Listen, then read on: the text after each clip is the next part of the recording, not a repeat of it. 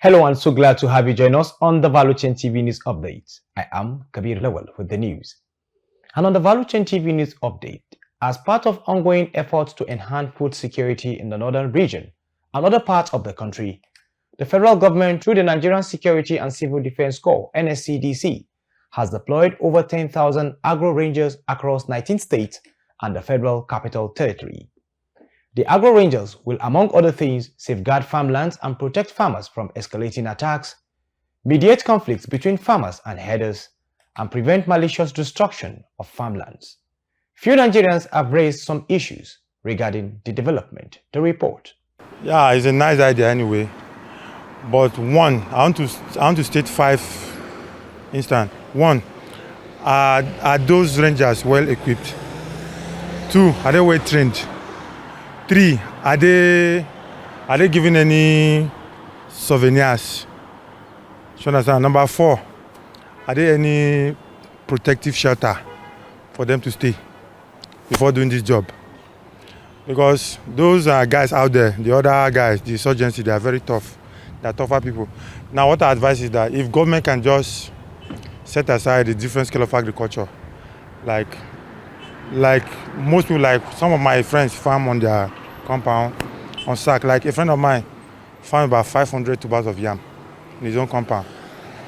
Sack, on different sack. Now, if this idea can be introduced to other people, if you have a land in your compound, you can do this.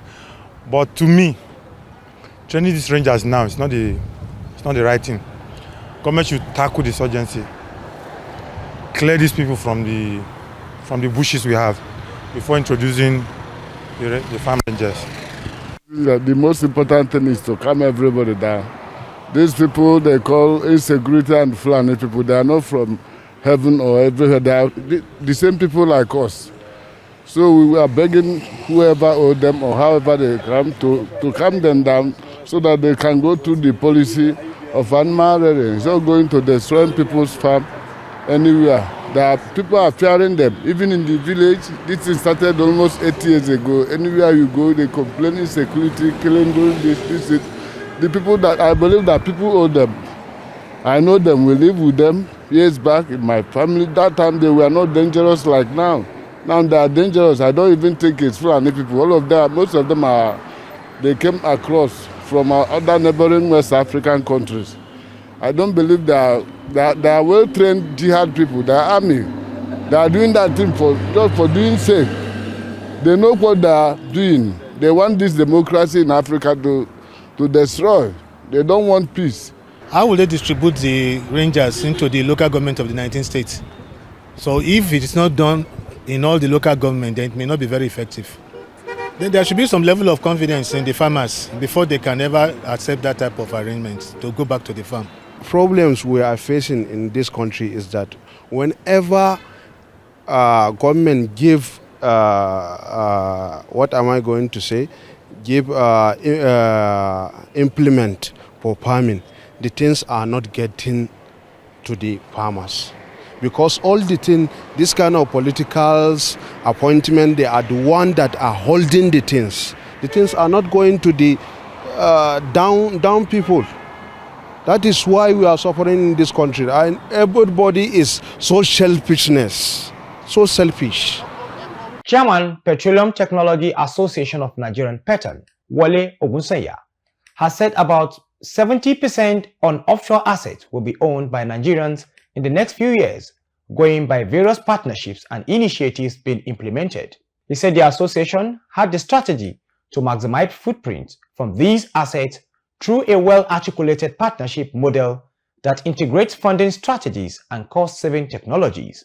He stated this when he led a delegation of the association on a visit to Chief Executive Officer of Alade PLC, Adegbite Falade, in Lagos. Venezuela State Oil Company has signed 2 agreements with Nigerian firm Venerento to advance in the exploration of offshore natural gas reserves. At Venerento, Representative Arthur Eze sealed deals on the Barracudas gas field and the Boca de Paprento field located in Dentala platform on easternmost maritime border. The 2 fields hold a combined 30 trillion cubic feet of natural gas. The African Export-Import Bank, Afreximbank, has revealed plans to double its financing of intra-African trade from $20 billion in 2021 to $40 billion by 2026. Afreximbank's Executive Vice President, Global Trade Bank, Mr. Haitham El-Maghi, revealed these while addressing the participants and guests in Abuja at the 2024 African Caucus meeting of the World Bank Group and the International Monetary Fund, IMF. The Socio-Economic Rights and Accountability Project SERAP has asked President Bola Tinubu to instruct appropriate anti-corruption agencies to investigate the spending of $1.5 billion World Bank loan obtained by the 36 states and Abuja for poverty reduction and social protection across the states. Chat Moses has the details. In a statement signed by its Deputy Director, Kolawale Oluwadari, SERAP noted that suspected perpetrators of corruption and mismanagement should face prosecution as appropriate. He added that if there is sufficient admissible evidence, and any proceeds of corruption should be fully recovered. The agency noted that while a governor may enjoy immunity from arrest and prosecution, he does not enjoy immunity from investigation, and that any criminal allegations against a sitting governor can and should be investigated, pending the time the governor leaves office and loses immunity. SERAP added that the findings of such investigations can also be the basis for initiating impeachment proceedings against the governor or governors involved. For Value Chain TV, Chad Moses reporting. There are chances that Nigerians will in 2 months' time start paying for the full cost of electricity as the Nigerian Electricity Regulatory Commission (NERC) seeks to eliminate the stabilization role of the federal government to transit the sector's framework to a bilateral model. The implication of this development is likely to be an increase in tariff rate. In this report, few Nigerians share their opinions. No, I feel bad about it. The light is not available, it's not affordable, and Nigerians are actually not finding the economic situation very well, very good. So I think there should be a rethink on such kind of policies. The government should put in place the hardship the common man is actually facing now. And it's basically because of this hike in the cost of fuel. So the removal of the subsidies has caused all these unimaginable costs in prices of commodities. So government should put in place measures to cushion such effect and to also provide the necessary power supply. Perhaps maybe some form of subsidy should also be given to the poor to actually enable him or her cater for his basic needs. Anyway, everything that's happening in this country depends on the economy and the management of the people responsible for it. You see, this tariff has been a disturbance to the economic growth of the country because we found out that most of the things now takes with electricity. Electricity, like all these artisans and some other factories, industries, which will help to grow the economy of the country. When there is no electricity, it will cost them a lot of damages and setback.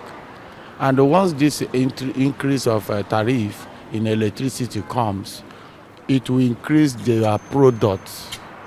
It will increase all the aspects of government arms. And the common human being or common citizens cannot have access of what they're supposed to be.